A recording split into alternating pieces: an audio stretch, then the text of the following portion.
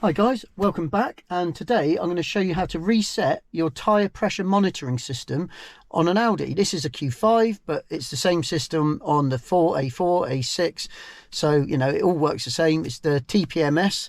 Now admittedly I should have got a picture of it, but in your dash here you'll get a green T.P.M.S light come up, which means one of your tyres. My car actually tells you the individual tyre. So on mine, it said the left rear was low pressure and check it. So I went to the garage, I set all 4 of my tyres to the correct pressure, which was, I think it was 34 on this one when I'm driving loaded. So then what you've got to do, once you know your tyre pressures are correct, what you do is you go into your system, which is car here. So press car with the ignition on, not with the engine running, and on the dash you've got there.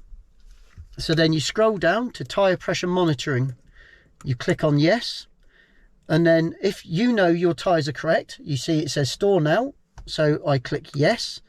Then it says are they correct, so you can it says yes or no, you know they're correct, so you scroll up to confirm, click, and it then stores the pressures you've then put in. Because obviously if you are driving with a lot of weight, you want a bit more pressure in your tyres, but the car will recognise it's wrong. So if you then get rid of all that weight and you want to drop your pressures to 32, then obviously it will flag up a fault if you don't change them. So that is how you change your tyre pressures in your car. It's as simple as that. Hope this helps, and like and subscribe. See you in the next one. Cheers guys.